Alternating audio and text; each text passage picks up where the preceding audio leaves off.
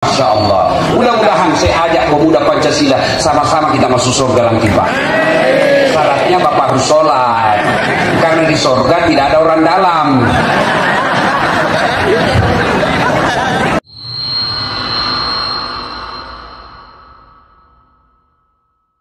Itu kalau orang meninggal, kata Nabi, 3 yang mengantarmu. Berapa dek? 3. Tapi kata Nabi, 2 yang kembali, 1 yang temani kamu masuk ke kubur. Masih ingat kan pelajaran ini Bu? Ibu? Berapa yang ngantar? 3. Berapa yang pulang? Berapa yang 1? Ya 1 lah Ustaz. Ya, jangan juga kau hubungkan dengan Pak Harun. Ya, yang pertama ngantar anak, keluarga, karib, sanak saudara, famili, ngantar semua. Ya kan? Begitu masuk, ada istrimu mau masuk ke dalam, ada suamimu mau masuk ke dalam. Meskipun waktu kau digombal dulu waktu masih anak darah, kemanapun kau pergi aku akan mengikutimu. Lautan ku daki, lautan ku seberangi, masjid kau lewati. Nah, begitu meninggal, demi Allah tidak ada yang mau masuk ke kuburmu. Jangankan masuk, duduk saja semalam tidak ada yang mau. Dan lihat ketika kau dimakamkan, waktu kita dikuburkan, suamimu menangis, tapi dia injak-injaknya kau.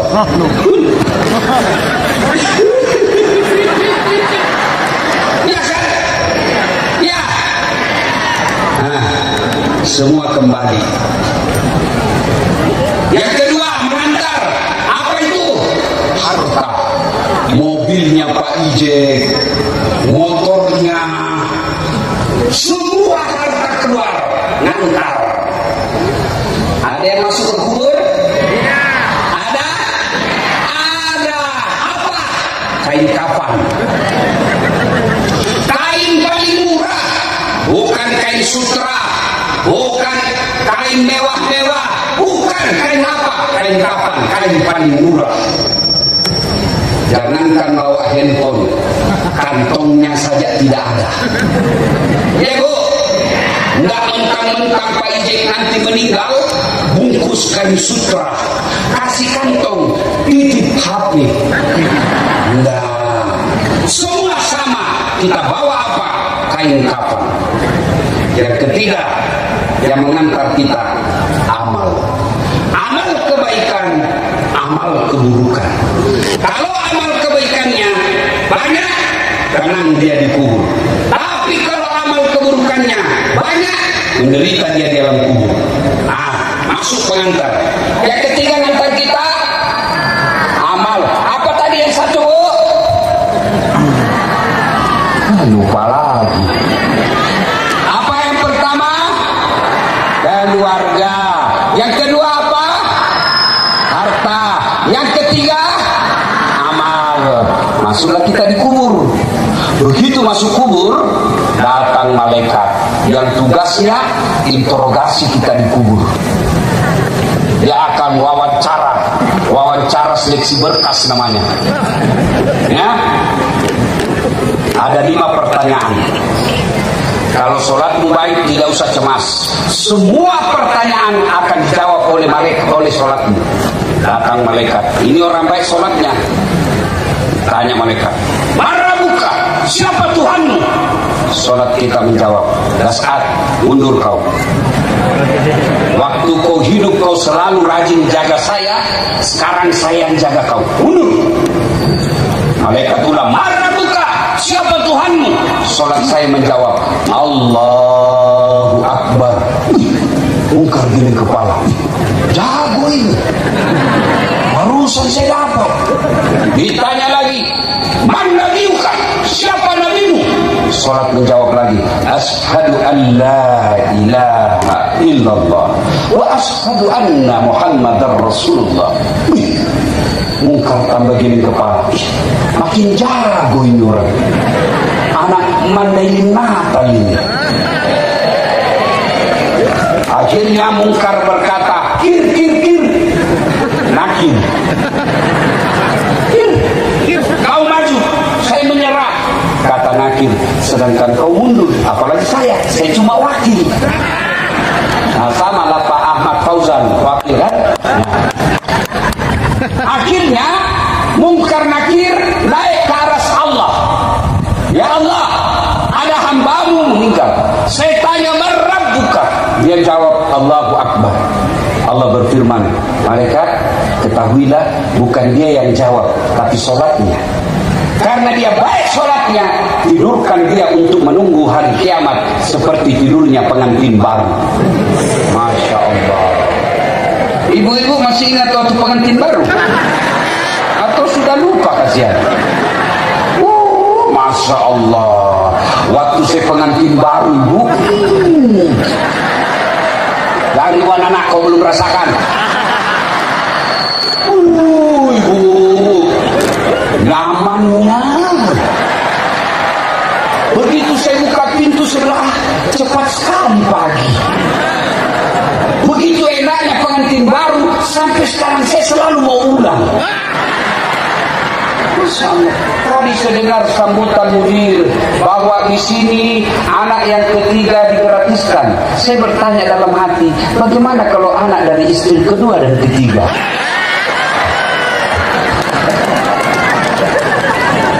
Pasti ibu-ibu udah setuju, gak usah nanti terbuka peluang poligami. Masya Allah. Akhirnya Allah berfirman, tidurkan dia karena baik sholatnya seperti tidurnya pengantin baru. Tidur. Berapa lama menunggu? Tergantung berapa lama datangnya kiamat. Guru kita pendiri pondok ini sudah 1100 tahun lebih menunggu di kuburannya. Sampai sekarang masih menunggu. Alhamdulillah ada pesantren seperti ini. Nah, itu kalau baik sholatnya. Kalau tidak baik sholatnya, datang malaikat sudah siapkan godamnya. Dia putar itu godam.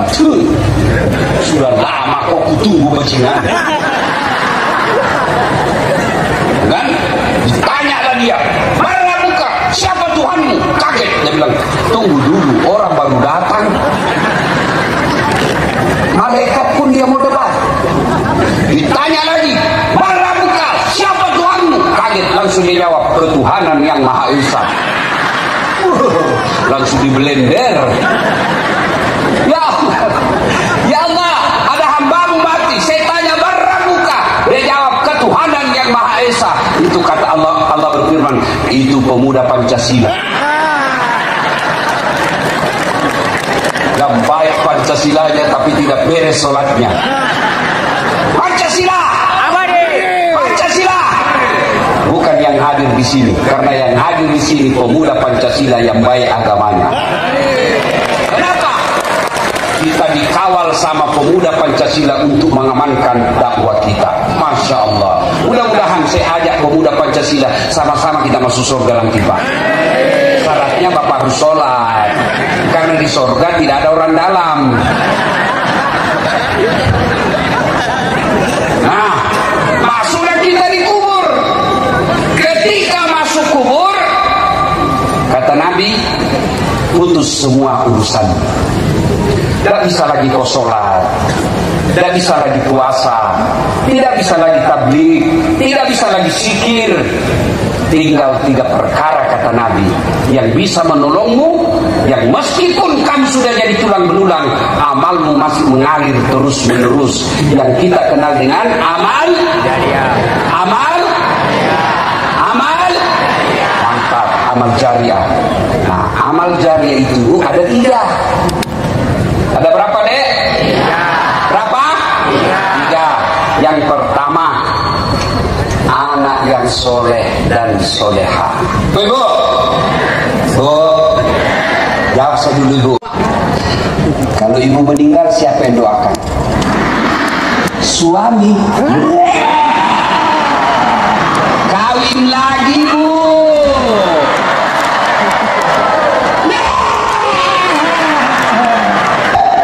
Ini bapak-bapak nih. Kalau bapak meninggal, siapa yang doakan? Temanmu. Lihat saja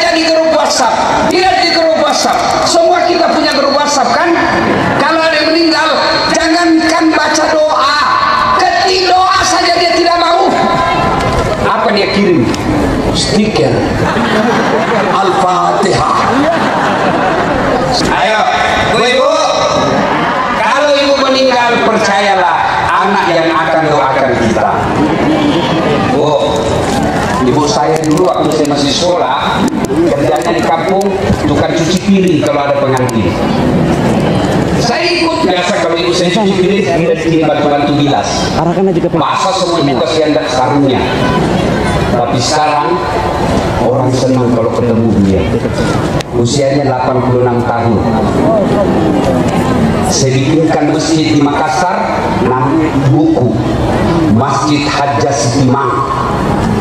Ramai orang di sana, selalu penuh, bagus, cantik. Padahal dulu Hajjah Sitimang tidak ada yang kenal. Di Makassar sekarang selalu orang datang ada status di masjid Hajjah Sitimang. Kenapa? Karena anaknya dia bisa jadi mubalik. Ibu-ibu, mau punya anak seperti itu?